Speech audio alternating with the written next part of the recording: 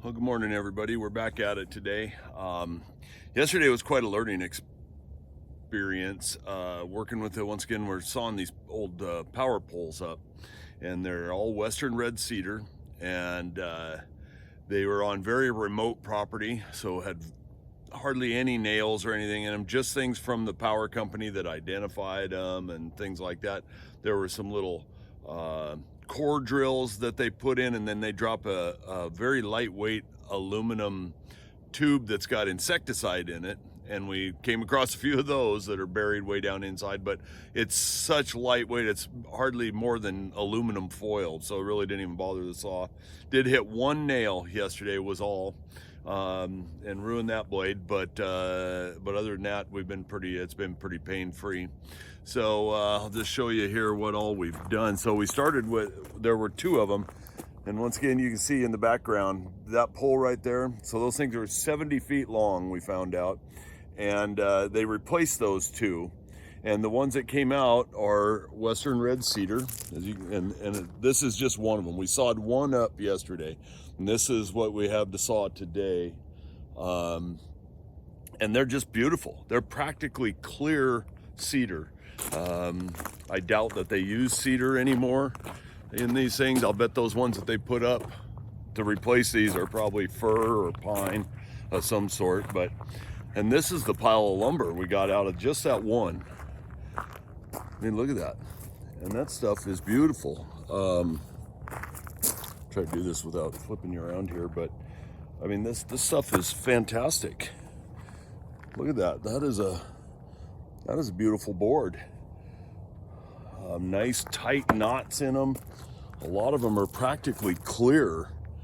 And so, yeah, I haven't done any calculations board footage wise, but it's pretty good. I'm really sawing all this up. I'm going to use it all for trim for my cabin, and it's just going to be beautiful for that. I'm cutting everything at 1 inch, and so that I got room to run them through the planer in my shop at home, and yeah, and then we'll cut them all, we'll rip them all down to size on the table saw and everything, and then we'll trim the cabin with it. So but that's okay. I also encountered a problem late in the day. I had just sawn, I gotta get my foot untangled here.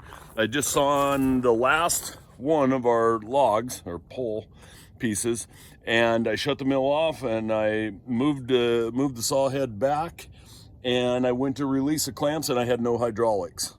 Turns out that the little contact strip down here can get corroded and dirty, and so I took some steel wool to it this morning, kind of cleaned it up, took the contactor off and cleaned it up, and seems to be okay. Still, the last foot and a half of travel, I don't have any contact, but I don't have to do anything. The only time I'd have to come back that far is if I'm maxing the mill out at 21 with a 21-foot log.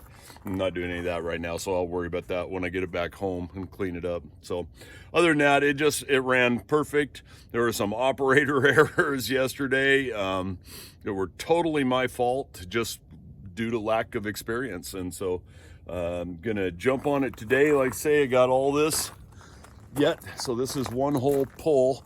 I've got them cut mostly into 10 footers. You got one that's about a 6 down in there. I've got a short one here that's a very tip one. We're gonna saw that into a mantle piece. And then you got the old butt that was buried in the ground. And it has been treated, but the creosote only goes in about a 1/2 inch, it looks like. I don't know if you can tell here, but it really only goes in about a 1/2 inch. So once we sawed through that yesterday, it really wasn't bad. Doesn't smell, smells just like cedar, doesn't have any creosote smell. So I think that those are, they're not anything I'd use for the interior of a house or anything, but I might make something out of them, and so we'll saw that up too. But yeah, it went pretty good, all things considered. So we're gonna jump on it today and get these all done, and I got a helper coming to give me a hand, and yeah, we're just going to see what we can do here and put this thing back to work. So I'll get cameras set up and we'll get going.